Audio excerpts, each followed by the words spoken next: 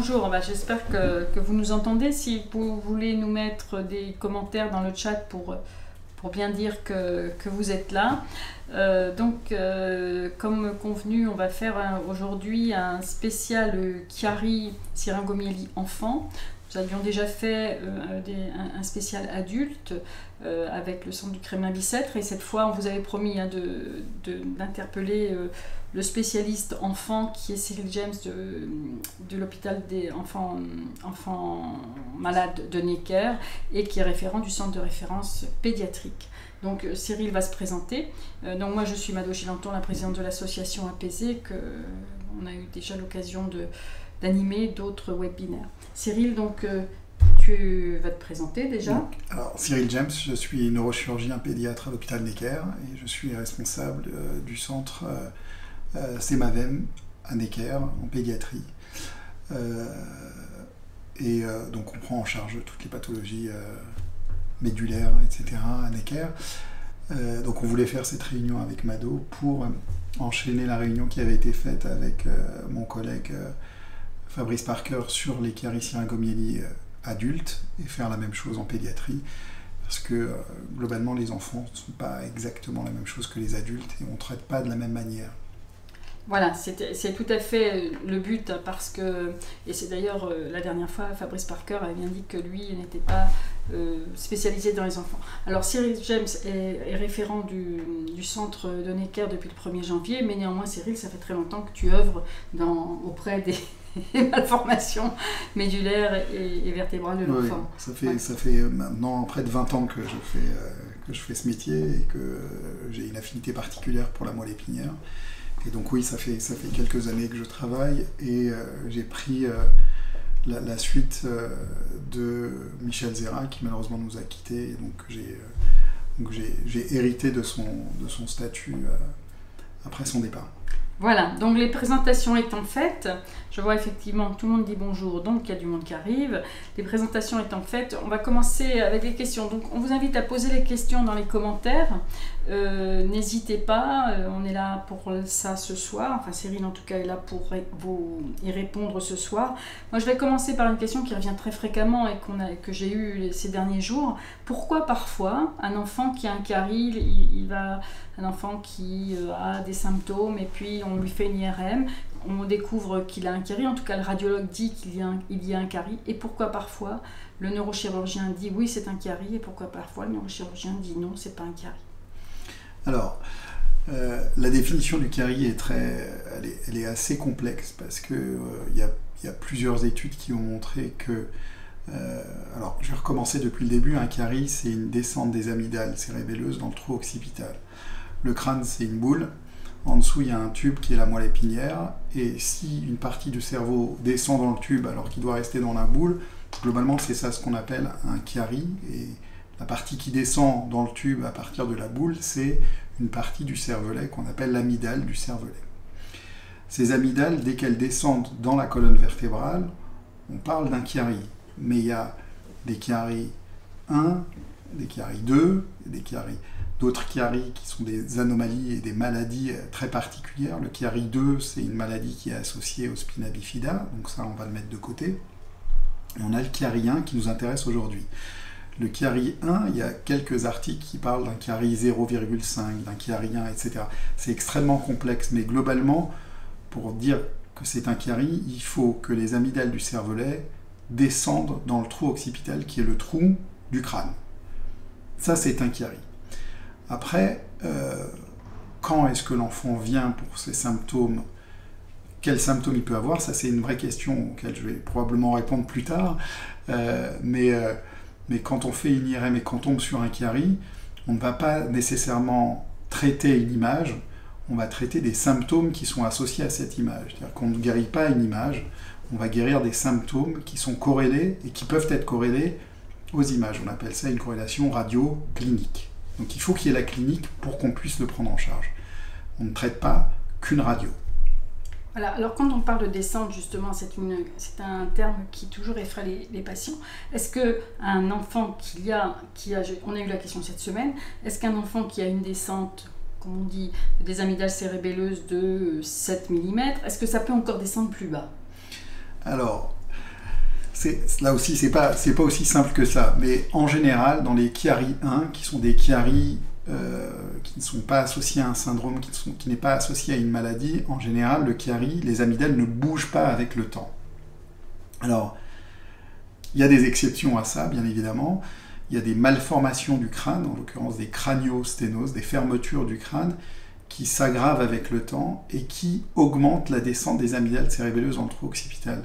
Et donc oui, dans certains cas, qui sont extrêmement rares, les amygdales peuvent continuer à descendre avec le temps. Mais dans une grande majorité des cas, c'est quelque chose qui est là, qui est latent globalement depuis la naissance. Dans d'autres cas, il peut y avoir un bouchon à l'intérieur du cerveau qui peut aussi augmenter avec le temps. Mais dans la majorité des cas, c'est stable avec le temps. Donc la définition du Chiari, c'est bien une certaine descente des amygdales cérébelleuses. Est-ce qu'on regarde aussi, lors de l'observation, en plus des symptômes, c'est toujours une question aussi qui est souvent posée, si le flux est bloqué ou s'il n'est pas bloqué, est-ce que ça c'est important? Alors c'est extrêmement important parce que dans le Chiari lui-même, les amygdales cérébelleuses, c'est pas ce qui est le plus embêtant dans cette histoire. C'est-à-dire que la descente des amygdales, qu'elle soit de 6 mm, 5 mm, 12 mm, etc., c'est pas ce qui va aggraver les symptômes et ce qui va engendrer les symptômes. Ce qui va engendrer les symptômes, c'est que, comme je l'ai dit tout à l'heure, c'est qu'une partie du cerveau descend dans le trou occipital et va risquer de boucher la circulation du liquide. On fabrique tous du liquide dans le cerveau qui va descendre ensuite dans le cervelet, puis descendre autour de la moelle épinière. Et s'il y a un bouchon au niveau de la charnière entre le crâne et la colonne vertébrale, le liquide qui est fabriqué dans le cerveau, il ne va pas pouvoir descendre, et donc il va s'accumuler dans la tête et créer ce qu'on appelle une hydrocéphalie ou une hyperpression liquidienne, qui, elle, peut engendrer des symptômes. Et c'est un problème liquidien, les symptômes qui sont liés au Chiari, plus qu'un problème de morphologie du cervelet lui-même. Donc le flux est quelque chose d'extrêmement important, la moelle épinière est quelque chose d'extrêmement important, puisque ce Chiari peut engendrer une syringomyélie. Et la syringomyélie, c'est le liquide céphalorachidien à l'intérieur de la moelle épinière. Très bien, merci. Alors effectivement, maintenant, la question qui arrive après tout ça, est-ce qu'il y a une descente, est-ce que la descente peut encore descendre plus bas et tout ça? Pourquoi parfois on opère des enfants? Pourquoi parfois les enfants, on conseille d'avoir un suivi différent? Alors, donc, la chose la plus importante dans le Chiari, c'est est-ce qu'ils sont symptomatiques ou pas? Parce qu'il arrive quelquefois qu'on fasse une IRM pour un problème ORL, pour quelque raison que ce soit, sauf pour des maux de tête, enfin, sauf pour la raison pour laquelle on va trouver le Chiari, en fait. Donc, c'est des Chiari qui sont asymptomatiques, c'est-à-dire qui n'engendrent pas de symptômes qui sont corrélés à ce Chiari. Ces Chiari asymptomatiques, on va les suivre pour vérifier s'il y a ou non une apparition des symptômes. Les Chiari symptomatiques, ceux-là, on va avoir tendance à les opérer. Mais qu'est-ce que ça veut dire symptomatique? C'est une vraie question. C'est-à-dire qu'on a plusieurs critères pour valider et initier une prise en charge de ces Chiari, et en fonction du nombre de critères et l'apparition ou la disparition des symptômes, on va envisager une intervention ou pas. Très bien.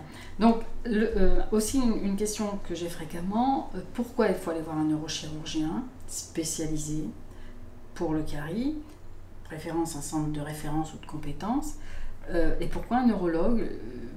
Le neurologue, on ne peut pas s'arrêter à un neurologue en fait quand il y a un Chiari.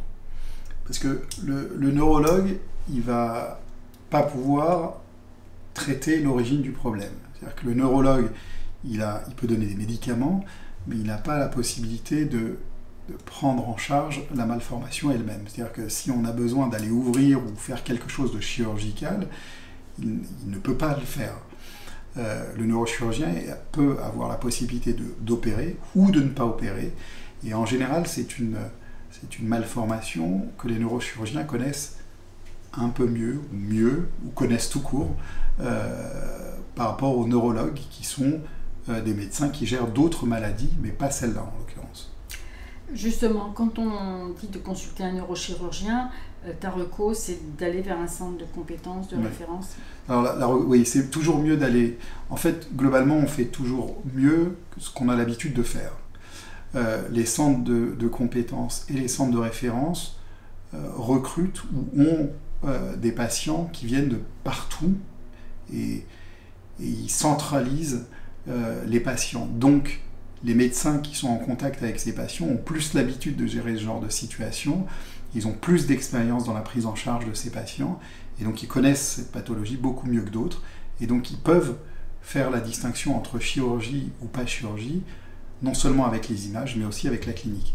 Parce que la clinique du Chiari, elle n'est pas si simple que ça, elle peut être extrêmement complexe, et décider d'une chirurgie alors que ça n'est pas nécessaire, c'est quelquefois... En fait, pour faire simple, pour un chirurgien, ne pas opérer, c'est beaucoup plus difficile que d'opérer. Et il faut savoir choisir les patients qu'il ne faut pas opérer. Et c'est ça la grande difficulté de cette anomalie. Et les centres de référence et les centres de compétences savent faire cette distinction.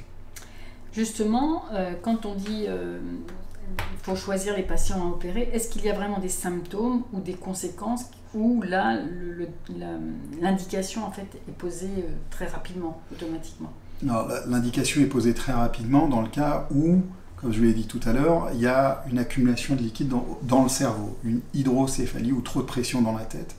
Là, c'est un signe qui est extrêmement important pour lequel il faut opérer extrêmement rapidement. Ça, c'est une vraie urgence. Ensuite, il y a d'autres signes qui peuvent être corrélés au Chiari, qui peuvent être les apnées centrales, c'est-à-dire qu'il y a des enfants qui ronflent, qui ont des réveils systématiquement parce qu'ils ont des apnées, c'est-à-dire qu'ils n'arrivent pas à respirer pendant la nuit plusieurs fois par heure. Ça aussi, c'est un signe aggravant des symptômes du Chiari. Et là aussi, c'est une chirurgie qui est obligatoire. Il y a d'autres cas de force majeure dans le cas d'une aggravation d'une cavité syringomyélique, c'est-à-dire d'une augmentation de la taille du liquide dans la moelle épinière. Là aussi, c'est un des critères de chirurgie malgré les symptômes. Et puis il y a tous les symptômes qui peuvent être corrélés au Chiari avec des paresthésies, c'est-à-dire des picotements dans les bras, dans les jambes, des troubles sphinctériens, des symptômes qui sont assez graves neurologiquement, qui sont des critères de chirurgie aussi assez rapides.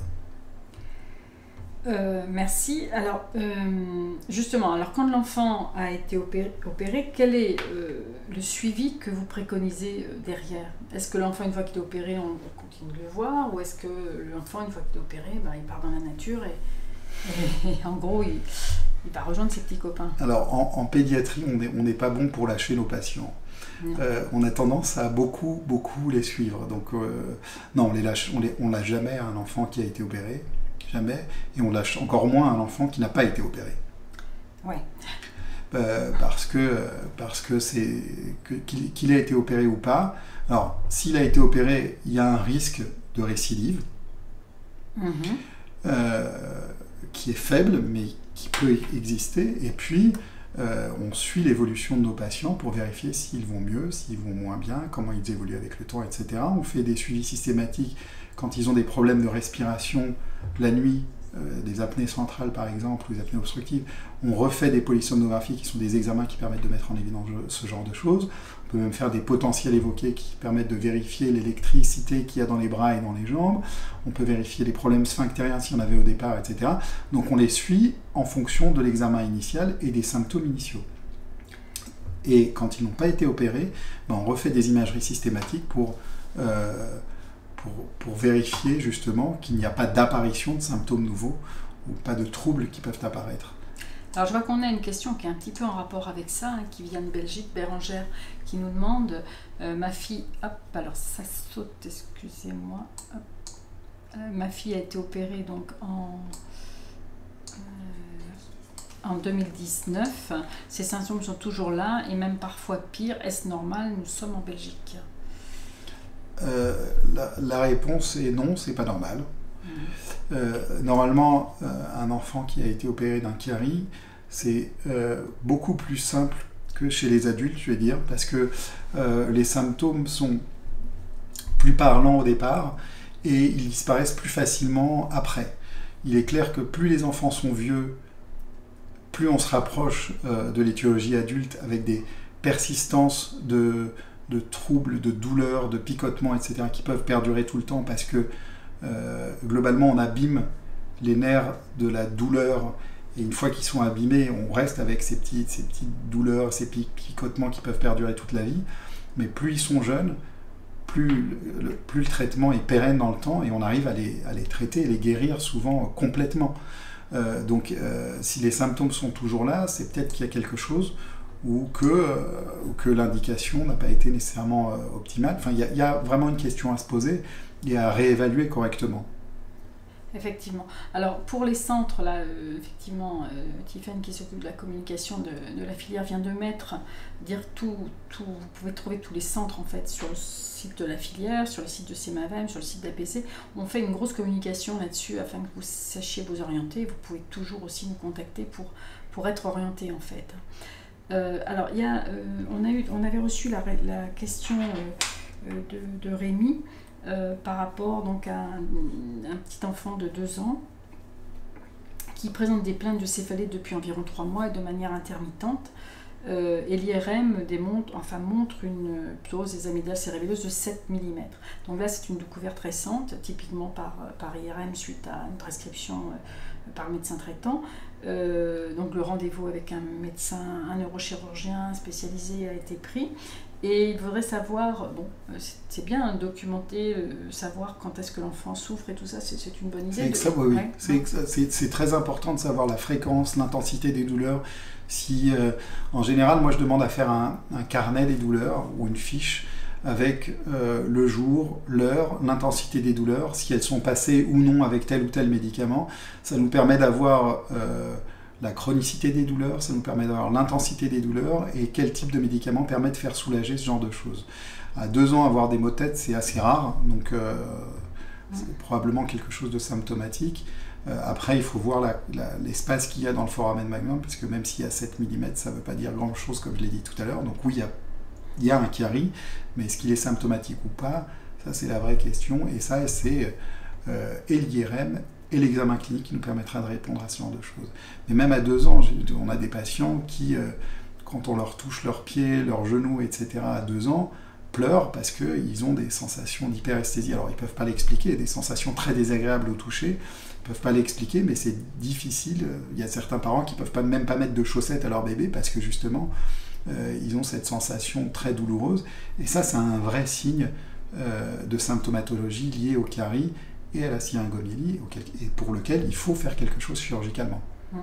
On a souvent aussi le parent qui nous pose la question parce que l'enfant ne supporte pas en fait qu'on lui mette un pull quand ça passe le pull, ou qu'il ne peut pas porter une cagoule par exemple. Alors c'est souvent sur les 4 membres plus qu'au niveau de la tête. Ouais. C'est beaucoup moins fréquent d'avoir des symptômes au niveau de la tête, surtout au niveau de la sensibilité, parce que c'est pas la localisation correcte. On s'attendrait. Alors, il y a certains enfants qui se mettent en hyperextension parce qu'ils ont des problèmes d'instabilité de la colonne vertébrale aussi, associés à ce chiari, qui va majorer justement la diminution de l'espace dans le foramen magnum. Là aussi, ça peut être un des symptômes et un des signes d'une sténose, d'une fermeture sévère de la charnière occipito-cervicale. Et là aussi, c'est vraiment une indication chirurgicale. Donc, c'est vraiment une évaluation au cas par cas. On ne peut pas dire j'ai une image avec un chiari de 7 mm, il faut opérer et il faut traiter. Il faut regarder le patient, il faut pouvoir l'examiner. Même un tout petit bébé peut nous donner des informations même s'il ne sait pas parler. Voilà, alors justement ce papa se pose des questions. Dans l'attente, qu'est-ce qu'on doit faire comme surveillance particulière par rapport à ce petit garçon de 3 ans, de 2 ans, il est petit, hein, il a moins de 2 ans. Ouais. Est-ce qu'il y a des choses particulières à surveiller?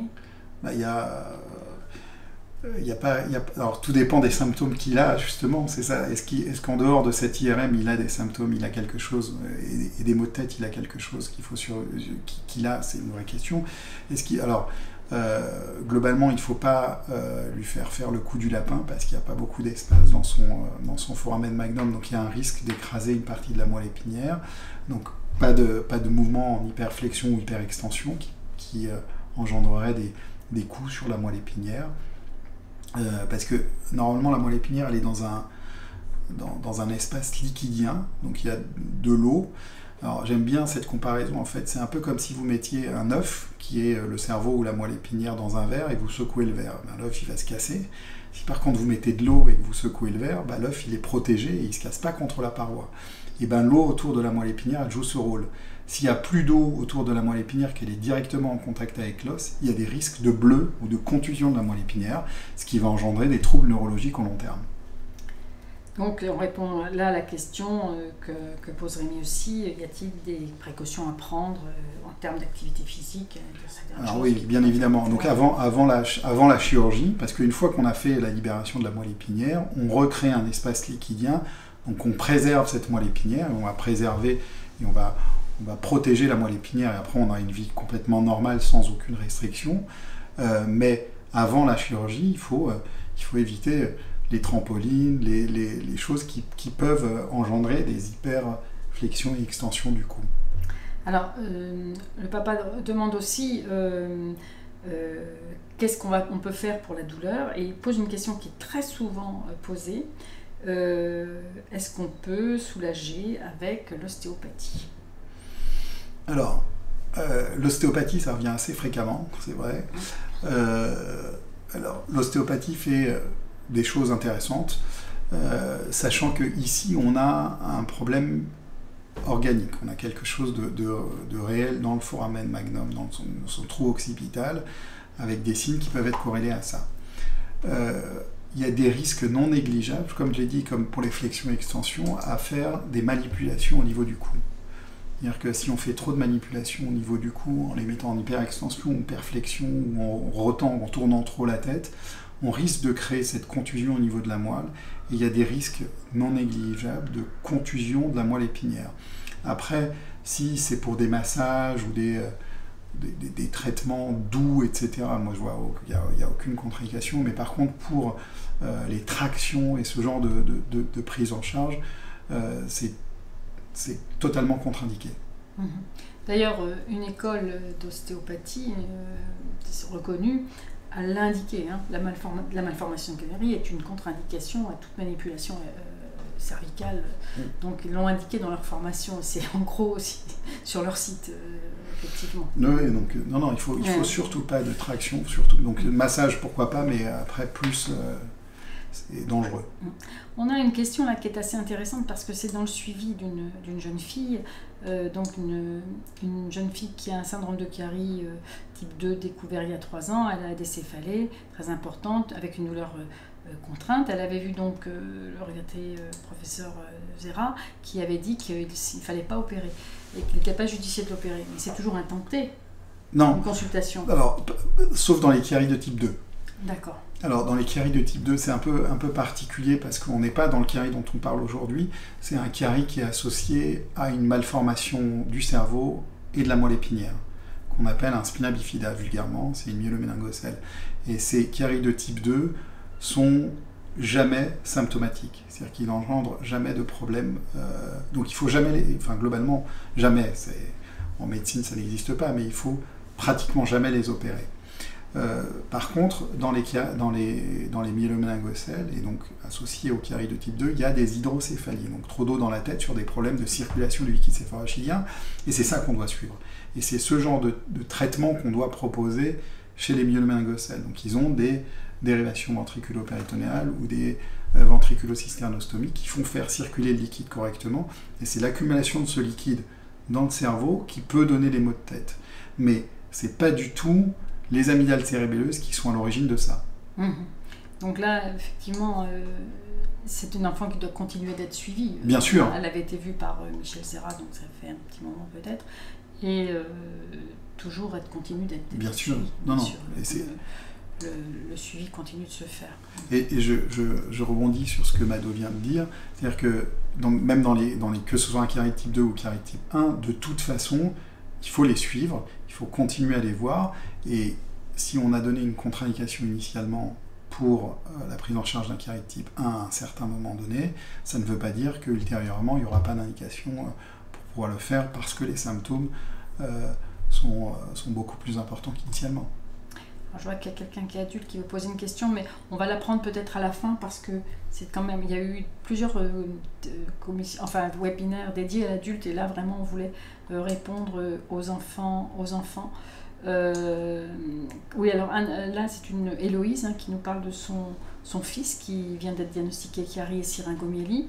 donc indication, et il doit se faire opérer. Que faire pour ces douleurs en attendant?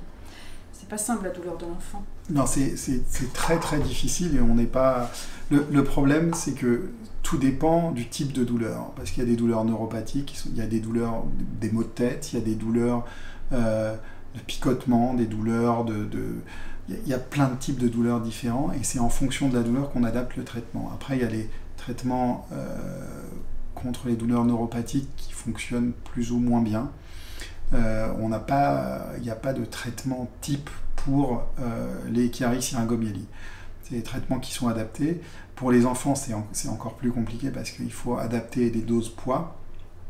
Dans les douleurs neuropathiques, maintenant, on aime bien utiliser le Laroxyl chez les enfants. Ça marche plutôt pas mal. C'est en gouttes. En plus, on peut adapter ça de manière assez simple avec un effet qui est assez long dans le temps. Donc, c'est-à-dire qu'on prend le soir et on est couvert globalement sur une partie de la journée.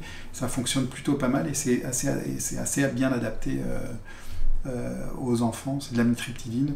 On donne des gouttes. On peut aller donner de 5 à 30, 40 gouttes le soir. Ça marche. Après, il y a une quantité faramineuse d'autres traitements. Il y a le Neurontin, il y a d'autres médicaments qui fonctionnent plus ou moins bien avec un nombre non négligeable d'effets secondaires. C'est vrai que sur les douleurs neuropathiques, nous-mêmes adultes, nous n'avons pas toutes les solutions parce que c'est particulièrement difficile à traiter. Par contre, alors on a des trucs, les douleurs de nuque en particulier, c'est typiquement c'est des petits trucs, des petits trucs qui peuvent parfois permettre à l'enfant d'être soulagé le soir avant de s'endormir. C'est des bouillottes de queue de cerise. Alors faites attention, pas trop chaud, parce qu'il ne faut pas les brûler non plus, mais ça peut soulager aussi des petits trucs comme ça. Il y a des enfants qui ont des difficultés à rester dans leur siège auto, par exemple aussi, parce que c'est les vibrations. Alors nous, adultes, on connaît bien ça, la vibration qui augmente énormément la douleur. Et il ne faut pas s'étonner qu'un enfant hurle dans son siège auto quand il a une syringomyélie. Je vois qu'il y a quelqu'un qui pose la question sur l'opération, parce qu'elle doit être opérée par Cyril dans pas longtemps.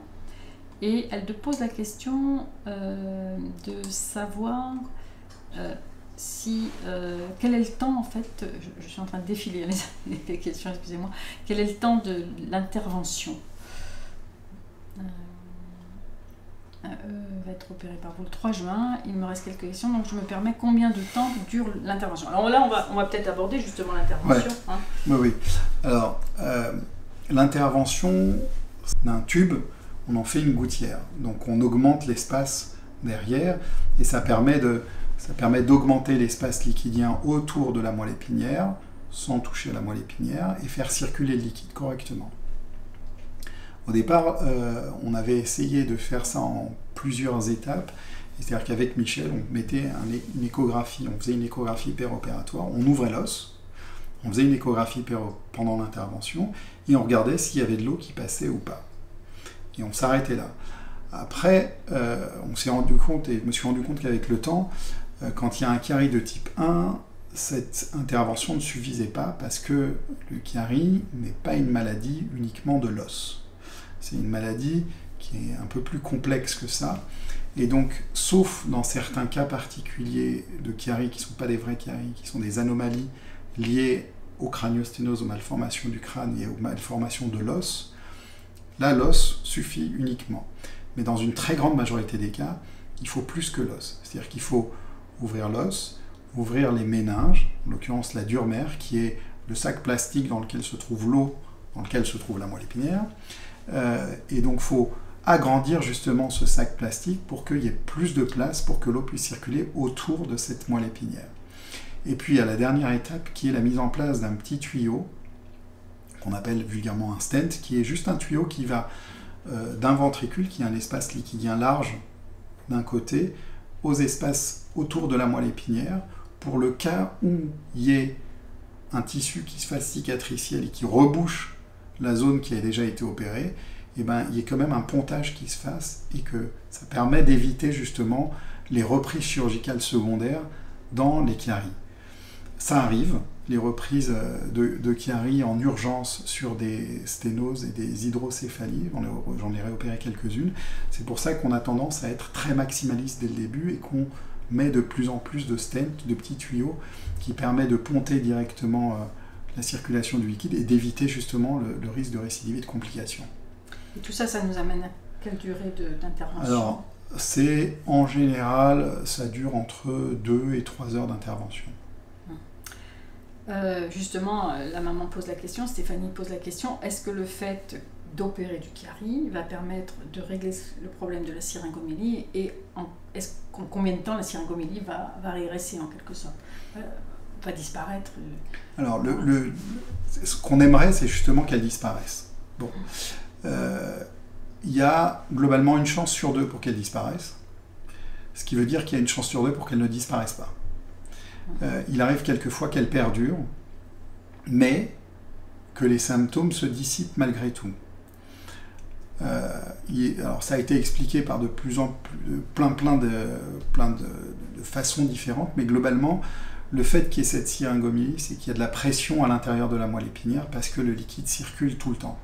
Quand on arrête la circulation de ce liquide à l'intérieur de cette moelle épinière, il y a beaucoup moins de pression dans la moelle épinière, et donc il y a moins de symptômes qui sont corrélés à cette syringomélie.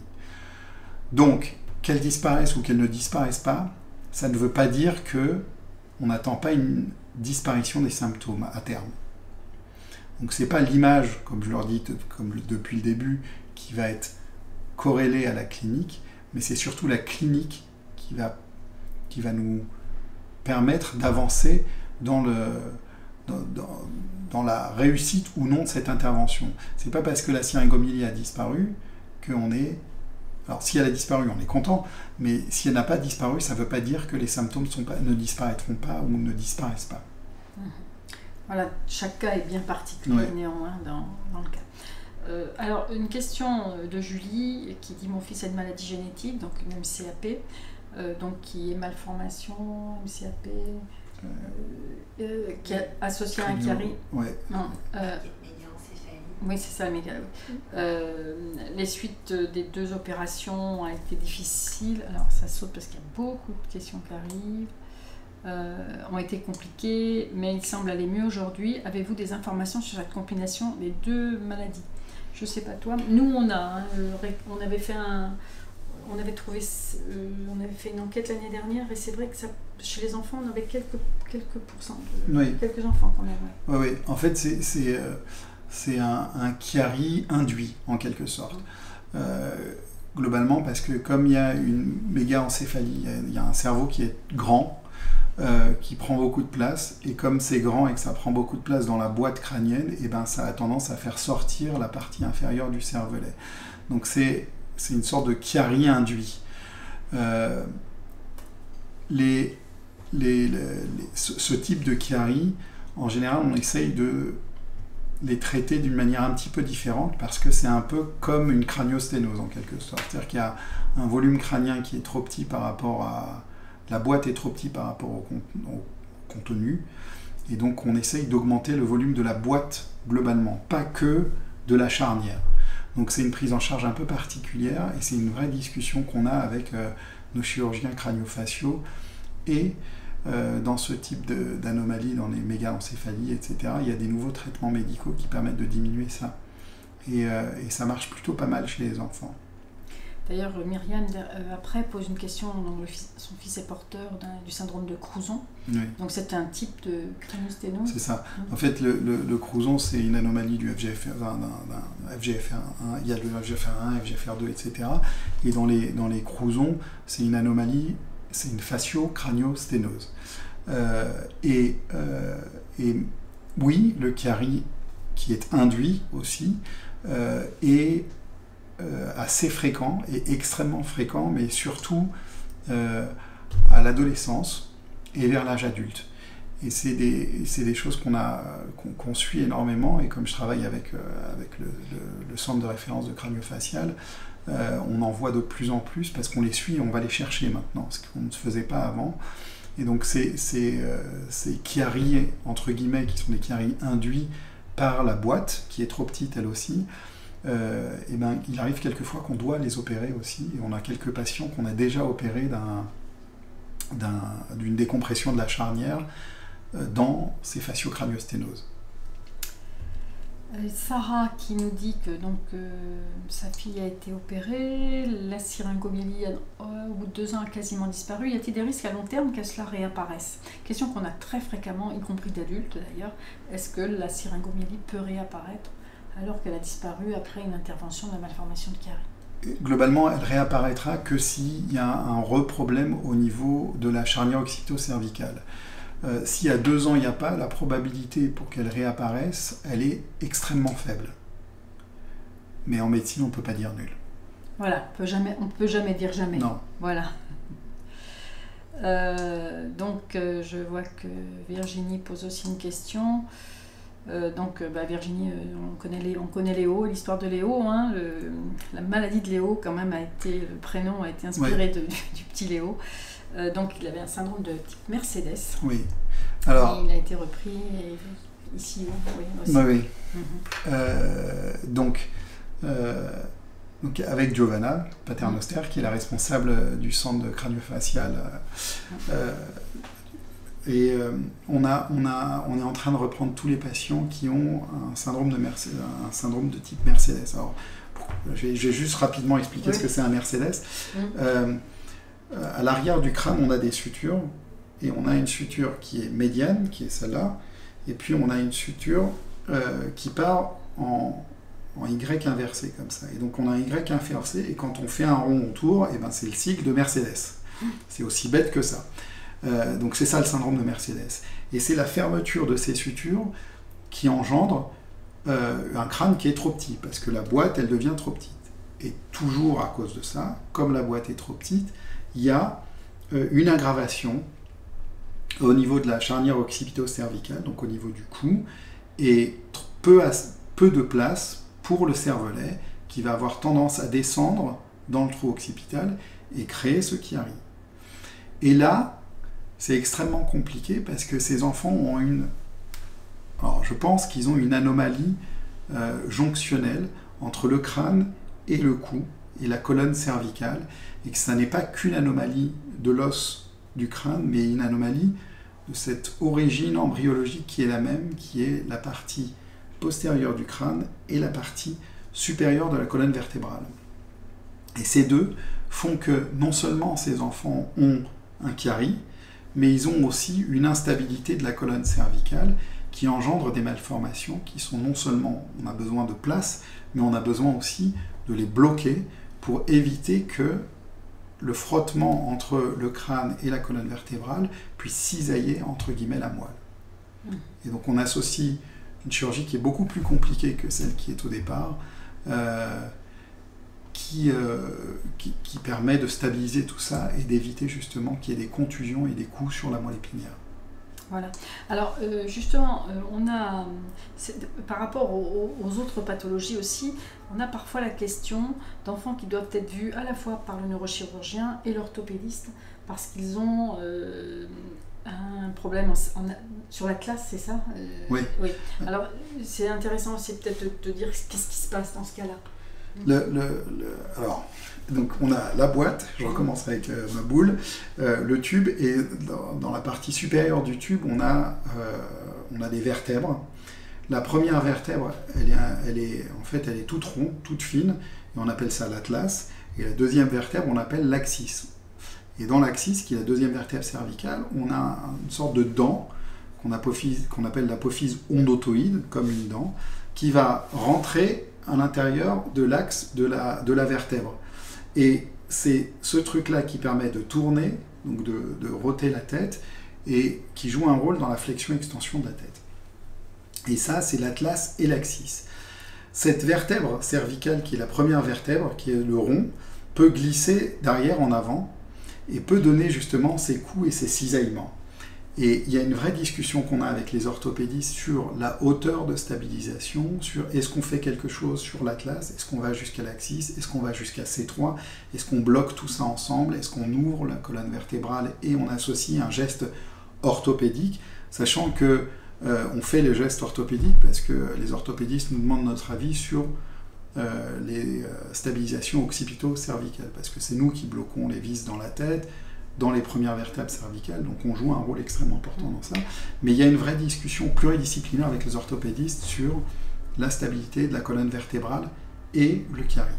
Alors je voulais justement souligner à propos de cela, c'est que l'intérêt toujours d'être suivi dans un centre de référence de compétences, c'est qu'il y a un réel travail d'équipe et qu'il y a ce qu'on appelle les RCP, les réunions consultations pluridisciplinaires, où les patients ne sont pas conviés d'ailleurs, où il y a une discussion autour du cas et les décisions ne sont pas prises seules. Non. Ça, c'est important. Ouais. C'est extrêmement simple, désolé de couper, mais les RCP sont extrêmement importantes parce que quand on a un patient qu'on suit, qu'on connaît par cœur, avec lequel on a une relation, on connaît la famille, on connaît les enfants, etc., on est impliqué, entre guillemets, sentimentalement parlant.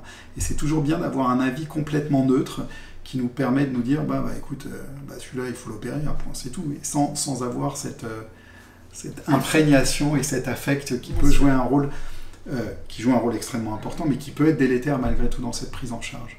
Donc les RCP sont extrêmement importantes, on en a systématiquement, on discute pratiquement de tous nos patients dans les centres de référence, on a des réunions avec les centres de référence nationaux, on a des réunions interhospitalières, intra-hospitalières, et souvent dans nos réunions, il y a un neurologue, un orthopédiste, un médecin rééducateur, il y a plusieurs personnes qui sont là pour discuter du patient et discuter du bénéfice et du risque d'une prise en charge ou d'une intervention.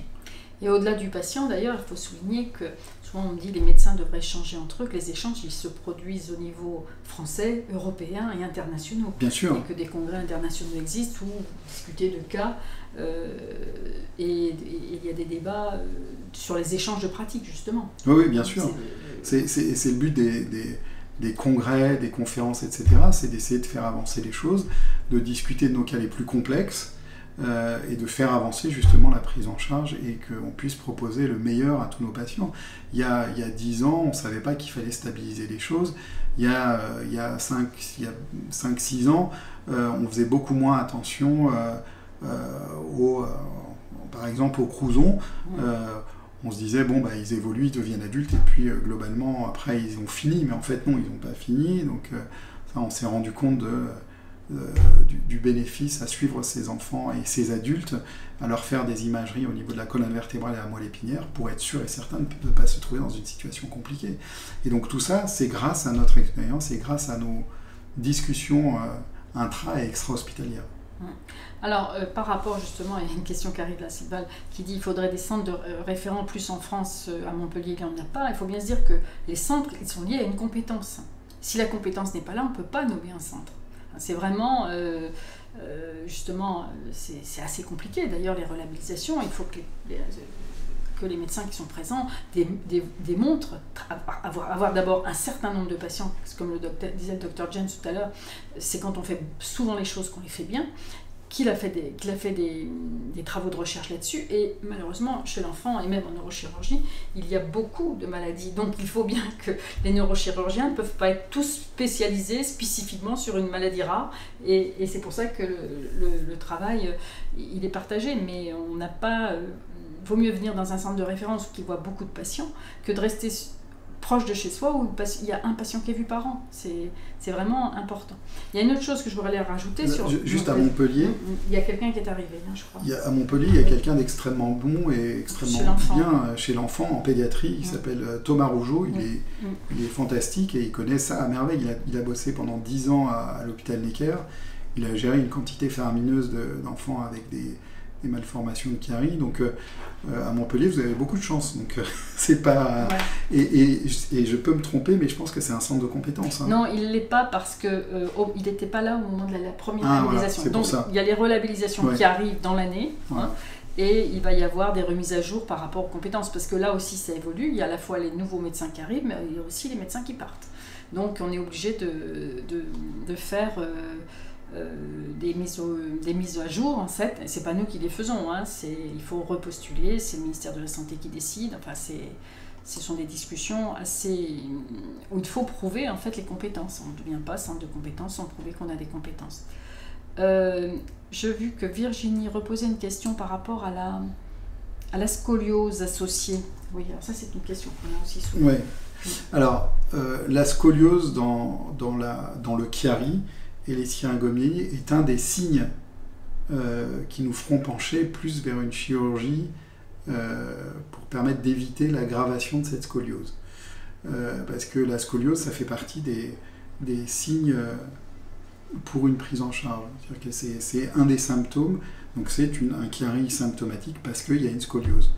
Et donc si le fait d'avoir une syringomélie va créer, alors pour faire très simple, d'avoir de l'eau dans la moelle épinière, elle va gérer les muscles qui maintiennent la colonne vertébrale. La colonne vertébrale, c'est comme un mât de bateau, et on a les câbles qui maintiennent le mât de bateau.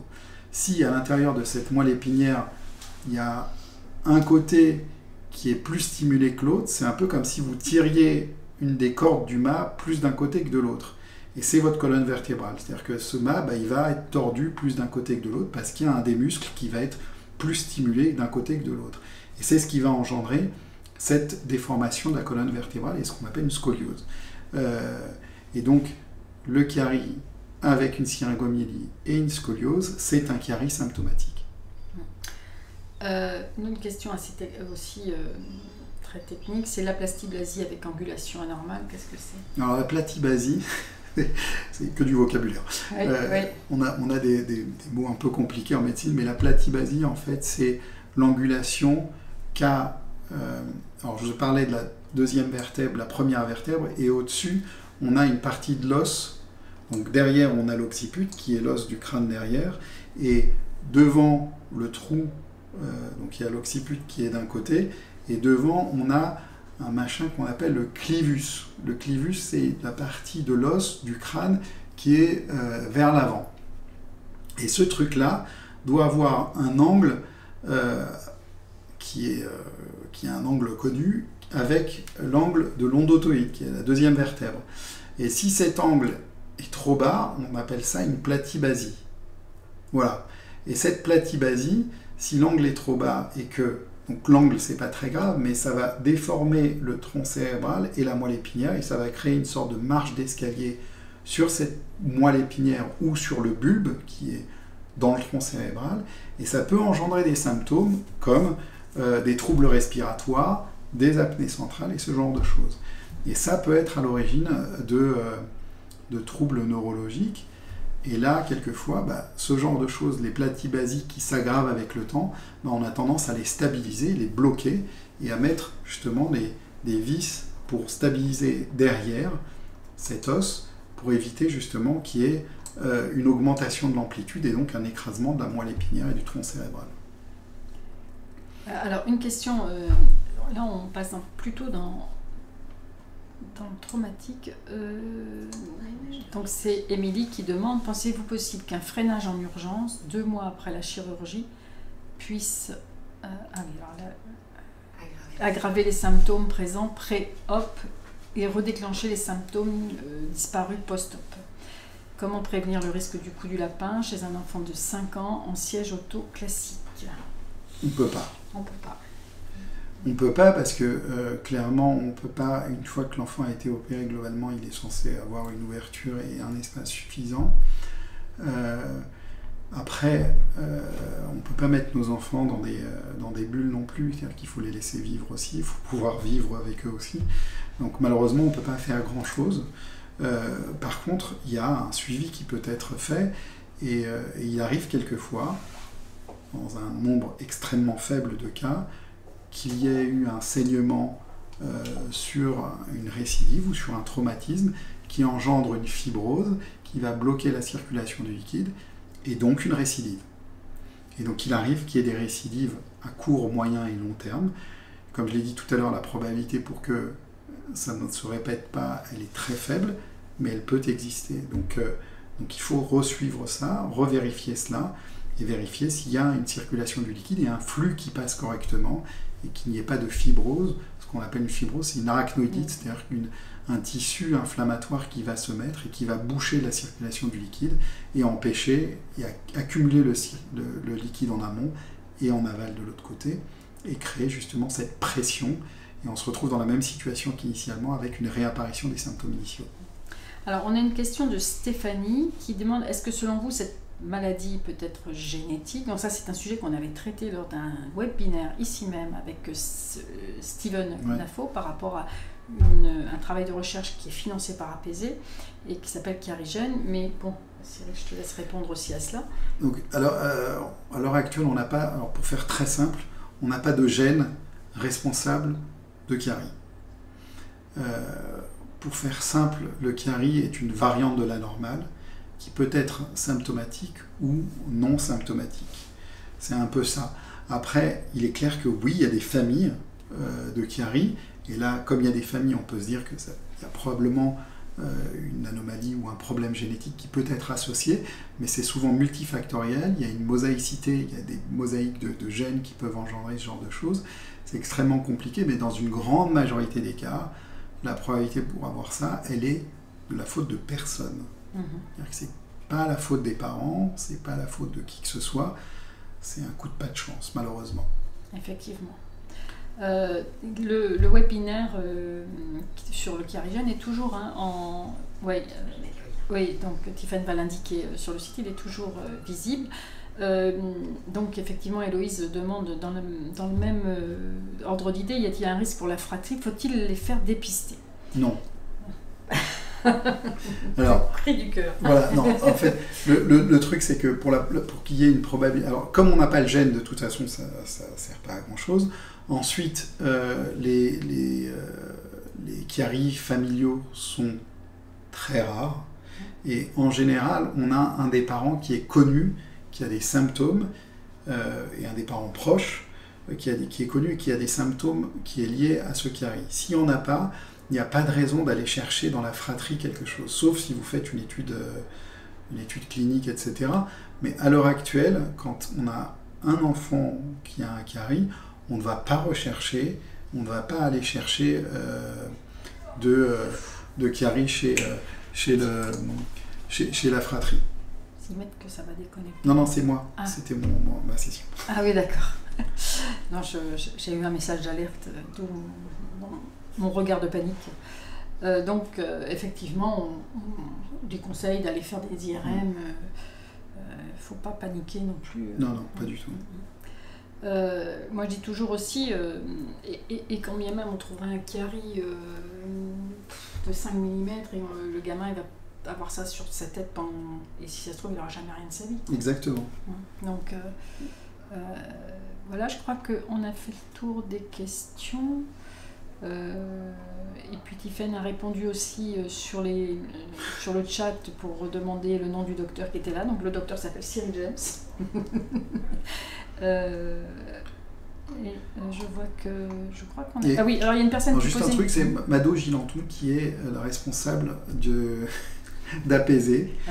La présidente chez nous, on n'est que président. Non, on a la présidente d'APZ qui est, à mes yeux, un centre exceptionnel et qui fonctionne parfaitement bien. On essaye d'aider au maximum les patients. Et d'ailleurs, comme il y avait juste une personne qui voulait poser une question pour l'adulte, je ne sais pas si elle est toujours là, si elle peut la poser éventuellement. Oui, bien sûr. Tu peux répondre. Je ne sais pas si je pourrais mieux répondre que Fabrice Parker, mais... Ça dépend si c'est très technique, mais... Alors, il y a eu quelques patients... Ah oui, alors ça c'est une question aussi, il ne faut pas oublier. Il y a eu quelques témoignages de patients d'enfants opérés qui ont fait une méningite à la suite, il n'y a pas que les enfants d'ailleurs, une méningite à la suite de l'opération. Est-ce vraiment un risque fort? Quels sont les risques réels pour cette opération? Moi je tiens à souligner quand même que quand vous suivez les réseaux sociaux, on vient plus dire les trains qui vont pas que les trains qui font bien. Et que effectivement les gens qui vont bien, et je le dis souvent d'ailleurs, et dernièrement il y a eu le témoignage d'une patiente qui disait « Mado m'avait dit les gens qui vont bien ne viennent plus jamais nous parler, c'est pour ça que je fais un témoignage pour dire que je vais bien et que je viens de monter le Kilimandjaro ». Et ça c'est important de savoir que vous avez plus de personnes qui viennent parler quand ça va mal. Donc il ne faut pas non plus se focaliser en disant c'est très fréquent. Mais pour le risque de méningite... Alors, comme toutes les opérations au niveau du cerveau, et de la moelle épinière. C'est-à-dire que le truc, c'est que comme on ouvre les méninges, on va en contact avec le liquide cérébrospinal, donc le liquide céphalorachidien. S'il y a une infection du site opératoire, ce qui arrive dans les mêmes proportions que toutes les autres chirurgies, eh ben, ça s'appelle une méningite. Donc oui, ça peut arriver, le risque est faible, il varie entre 1 à 3%, quelquefois même 5% dans certains centres, mais il existe, mais pour toutes les opérations du cerveau et de la moelle épinière. Donc c'est pas focalisé et systématique pour le carie, c'est la même chose pour toutes les opérations du cerveau et de la moelle épinière, et qui a la même probabilité que pour toutes les opérations, quelles qu'elles soient. Donc le risque, oui, il est réel, mais il est peu fréquent, mais il existe. Mais ça fait partie des discussions qu'on a en préopératoire, c'est-à-dire qu'on le dit en préopératoire, le risque, c'est telle chose, en fonction de l'endroit où on opère, en fonction de ceux qu'on opère, en fonction de la localisation du tronc cérébral, en fonction de la localisation de la moelle épinière, en fonction de la localisation du cervelet. Est-ce qu'il y aura des vomissements en post-opératoire? La réponse est oui, il peut y avoir des vomissements en post-opératoire. Est-ce qu'il y a des méningites en post-opératoire? Oui, il y a des risques de méningite, mais c'est des méningites qu'on arrive à traiter. C'est-à-dire que oui, c'est long, oui, l'hospitalisation est compliquée, mais avec un traitement médical adapté, on arrive à guérir ces méningites. Alors, question qui n'a pas été posée, mais je crois que c'est important de la poser, c'est quid de ces fameuses fuites du LCR? Donc, les collections, oui. Ce que certains appellent le chignon, donc c'est c'est un méningocèle. Méningocèle qu'il ne faut pas confondre justement avec le méningocèle. Le myéloméningocèle. Et le myéloméningocèle. Alors, un méningocèle, c'est iatrogène, c'est-à-dire que c'est à cause du chirurgien, tout simplement. Après, pour fermer les méninges, on n'a rien d'autre que faire des points de suture, faire des points les uns après les autres, et fermer cette enveloppe avec des points. Le fait de faire des points avec une aiguille et un fil, on crée un trou dans la méninge, dans la dure mère. Et il y a des méninges qui sont des dures mères qui peuvent être plus fines, plus épaisses, plus abîmées, moins abîmées, et avec lesquelles on peut avoir plus ou moins de complications et plus ou moins de risques de fuite de liquide céphalorachidien. Ce qu'on veut, nous, c'est ne pas avoir de chignon. Quand il y a un chignon, c'est une complication de l'intervention. Et ça fait partie des risques de cette opération, et ça fait partie du risque, comme toutes, et je répète, comme toutes les opérations du cerveau et de la moelle épinière. On est de plus en plus drastique sur ce genre de choses, c'est-à-dire que maintenant on a un peu moins de chignons et ce genre de problèmes parce que on a des cols biologiques maintenant, donc une fois qu'on a fermé, on met de la colle. On a des patchs qui sont des patchs un peu particuliers, qui sont des fabrications de matrices, avoir tendance à coller aux méninges adjacentes. Donc on a de moins en moins de problèmes parce qu'on a de plus en plus de matériel adapté pour éviter ce genre de choses. Mais un méningocèle, c'est une poche de liquide. Et donc cette poche de liquide, c'est pas naturel et c'est pas normal d'en avoir. Donc s'il y en a une, c'est que c'est une complication de la chirurgie. Après, il y en a certaines qu'on ne réopère pas parce qu'elles sont petites, parce qu'elles n'ont pas de pression, parce qu'elles fonctionnent correctement.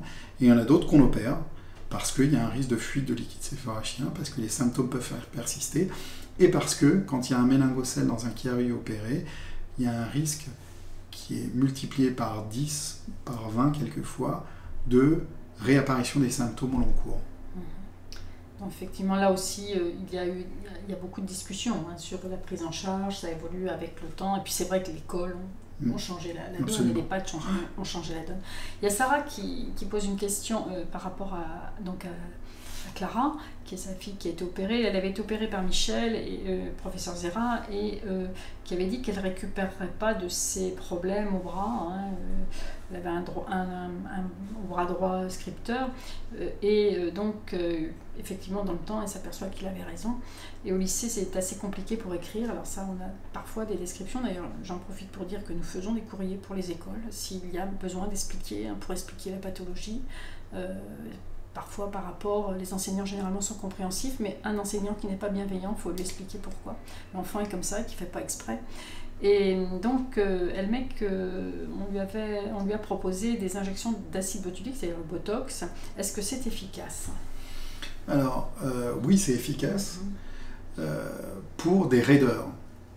En fait, la toxine botulique, elle va globalement diminuer la contraction du muscle et elle va relâcher le muscle. Donc pour les enfants et les patients qui ont des raideurs, et les adultes bien sûr, bon, c'est vrai que moi je focalise sur les enfants, mais pour les adultes aussi, oui, clairement, les injections de toxines permettent de diminuer les raideurs et donc les douleurs, parce que le fait d'avoir le bras complètement plié et tendu, ça donne des douleurs.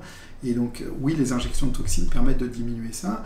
Après, il y a des prises en charge chirurgicales sur la spasticité, donc la raideur des membres supérieurs et des membres inférieurs, qui permettent aussi de relâcher les mains. Mais ça, c'est un petit peu plus compliqué. Mais clairement, oui, la toxine aide beaucoup et permet de relâcher les muscles et d'avoir une esthétique qui est beaucoup plus jolie aussi. Oui, c'est vrai que c'est important aussi pour l'enfant. Mais je vais vous signaler bientôt aussi une action qu'on a nous. Alors c'est donc Joy, alors peut-être pas son prénom, mais qui donc pose une question d'adulte. Je suis née avec le syndrome de Bacter, ouais, c'est ça? C'est un acronyme. C'est un syndrome qui associe des malformations vertébrales au niveau des membres inférieurs, des troubles urinaires, etc. Et donc ça rentre dans un syndrome un peu particulier. Et dans le VACTERL, avec Michel, on a mis en évidence qu'il y avait une association avec... on voulait rajouter un L en plus, qui est le lipome du phylum, donc qui est une moelle attachée basse. C'est ce qu'elle a. Voilà. J'avais une moelle attachée basse. Voilà. D'ailleurs, on va peut-être pouvoir faire un chapitre là-dessus, ouais. sur la moelle attachée basse. Avec plaisir. Donc on a découvert que dans une très grande majorité des cas des VACTERL, on a un lipome du phylum et donc une moelle attachée basse. Qu'on a tendance à opérer de manière systématique pour éviter les troubles sphinctériens, donc de pipi et de caca. Et donc je voyais qu'il y a eu une hydrocéphalie à la naissance. Oui, moi l'attachée basse, puisque j'avais de plus en plus de troubles neurologiques, j'ai eu une hydrocéphalie à la naissance qui a, à ce qu'il paraît, parce que c'est apparemment un historique, il a également été noté sur une IRM que j'avais une dilatation du canal de l'épendyle.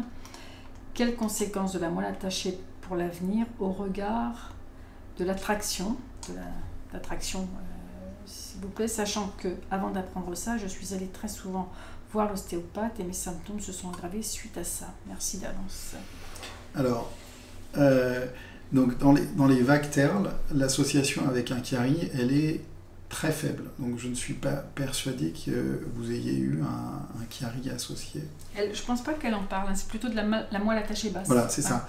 Donc le truc, c'est que, pour faire très simple, il y a 3 origines pour avoir une syringomyélie ou du liquide dans la moelle épinière ou une dilatation du canal épendymaire, etc. Bon bref, je ne vais pas rentrer dans le détail du vocabulaire, mais globalement, quand on a de l'eau dans la moelle épinière, il y a 3 origines. Il y a la première qui est le carie. Le fait de boucher en haut, ça empêche la circulation du liquide autour de la moelle épinière, donc ça rentre dans la moelle épinière et ça crée justement cette syringomyélie ou cette accumulation de liquide dans la moelle épinière.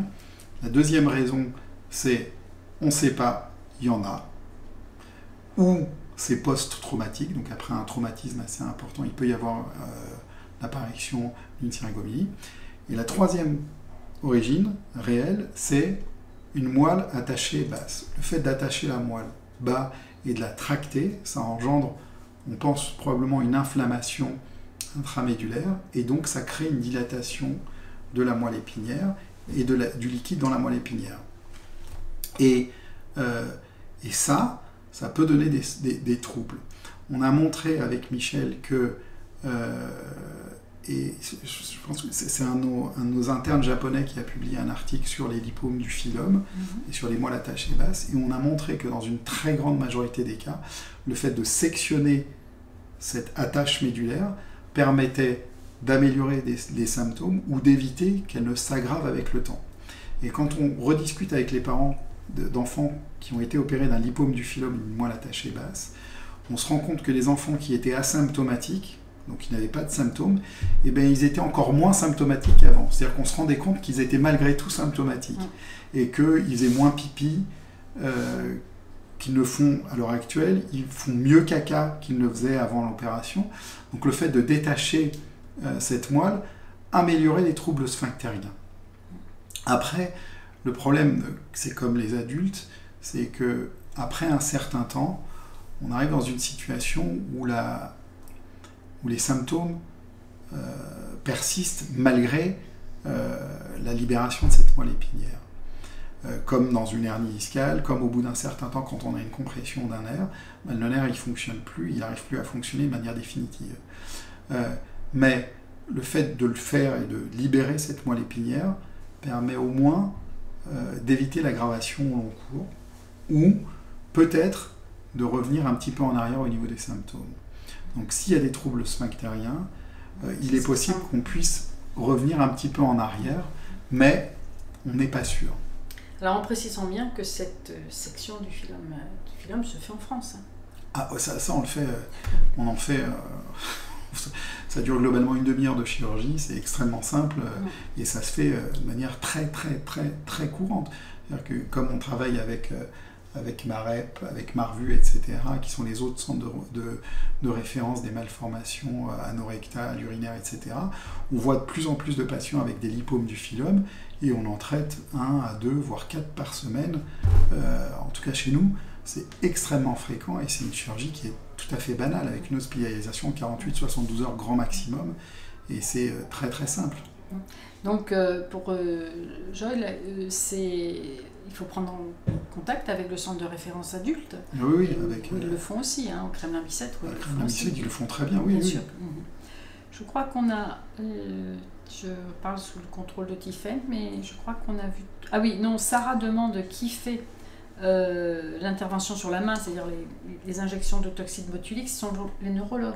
Alors, alors, il y a 2 personnes qui font ça, c'est soit les neurologues, soit les médecins, les MPR, les médecins rééducateurs, qui font ce type d'injection. Ils font ça très très bien. Une grande majorité d'entre eux, en tout cas en pédiatrie, le font sous écho guidé. Donc les enfants ne sentent pas grand chose, c'est une petite piqûre. On met du méopa, donc on met un masque et on leur fait sentir ça, ce qui rend hilarant, c'est un gaz hilarant.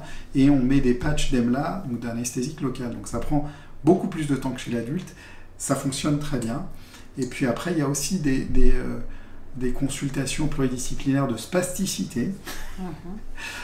Que je gère aussi, qui permettent de prendre en charge les raideurs des membres, que ce soit supérieurs et des membres inférieurs, qui permettent de fonctionner de manière assez correcte et de récupérer une motricité qui est pas parfaite, malheureusement, mais qui est beaucoup plus fluide avec le temps. Alors je vois que Joël nous dit qu'elle s'appelle Jordan, donc merci de nous préciser. Oui, je pense qu'il faut... Alors elle est suivie par le docteur Xavier Gamet, je ne sais pas dans quel... ah oui, à Toulouse. Donc il faut lui en parler Oui, bien sûr. Oui, bien sûr. Et puis éventuellement, ça peut être le sujet d'une consultation pluridisciplinaire. Et puis elle peut aller voir Sergio Boeto qui est un mec brillant et qui fonctionne très bien aussi. Sur Toulouse. À Toulouse, oui. Ouais. Je crois qu'on a fait le tour des questions. Ouais. On a aussi plus d'1 heure, donc merci en tout cas de votre participation. Moi je voulais juste en profiter pour dire qu'en ce moment nous sommes en train de recueillir des témoignages. Donc vous avez répondu pour un certain nombre d'entre vous à des questionnaires à l'automne qui visent à dire qu'est-ce que c'est que vivre au quotidien avec une syringomélie et un chiari. Et donc, nous avons, suite à cela, nous faisons des gros focus. Il y a des témoignages qui nous manquent, c'est ceux des enfants. Donc, si vos enfants, de grands enfants, soit des enfants qui ont été opérés et qui sont maintenant dans la vie active, on en a plusieurs, pratiquement tous. D'ailleurs, on voyait tout à l'heure la dame, je pense que c'était la maman d'un enfant qui nous disait que sa fille était en médecine malgré les douleurs. Donc continue, et ça nous montre des exemples de vie quand même assez importants. On est en train de créer un gros focus d'enfants en ce moment. Donc vous allez voir passer des messages. Alors le groupe est limité, donc si vous voulez participer, vous pouvez déjà contacter APC par la touche contact ou par les mails que vous connaissez, ou si vous êtes adhérent déjà de participer. Et puis il y a aussi un gros focus qui se crée, qui est parents d'enfants. Parce que le vécu d'un parent d'enfant souffrant d'un chiari, d'une syringomélie, ça change un peu la vie en fait quand même, et on voudrait avoir des témoignages. Et là, comme il y a des parents d'enfants qui viennent d'être découverts, des parents d'enfants qui vont être opérés, et on va avoir des parents d'enfants comme Sarah, dont l'enfant a été opéré, on voudrait avoir des témoignages à toute époque en fait par rapport à la découverte. Donc n'hésitez pas à nous contacter, ça va être diffusé très rapidement là maintenant. C'est des réunions qui durent 1h30 simplement, avec un consultant spécialisé de l'écoute et sur lesquels on va recueillir vos témoignages, parce qu'on a maintenant des chiffres, on veut des paroles. Voilà pour ce grand projet qui est vivre avec la syringomyélie et le Chiari. Cyril, une conclusion ? Je voulais juste dire qu'on allait prendre en charge aussi les frères et sœurs des enfants qui sont souvent qui se sentent mis de côté, et je pense que c'est extrêmement important de les faire rentrer dans la discussion autour de la maladie, la chirurgie, etc. Parce que on a tendance à se focaliser sur les enfants qui ont des problèmes, beaucoup moins sur ceux qui n'en ont pas et qui intériorisent beaucoup les choses. Et on va mettre en route une prise en charge des enfants, des parents et de la fratrie, pour justement ne pas les mettre de côté. Et je voulais remercier Mado pour cette discussion toujours extrêmement intéressante. Voilà, c'est tout ce qui peut faire avancer les connaissances et surtout balayer les on-dit, les choses qui passent sur les réseaux sociaux qui sont pas tout à fait exactes. Et puis voilà, il ne faut pas non plus n'écouter que ces choses-là. Voilà, bien, je vois que Sarah est dispo, je vais lui mettre un message. Et puis, il est l'heure de conclure et de se quitter. On en refera peut-être une fois. Avec plaisir. Merci. Merci à tous. Merci à tous, au revoir. Au revoir.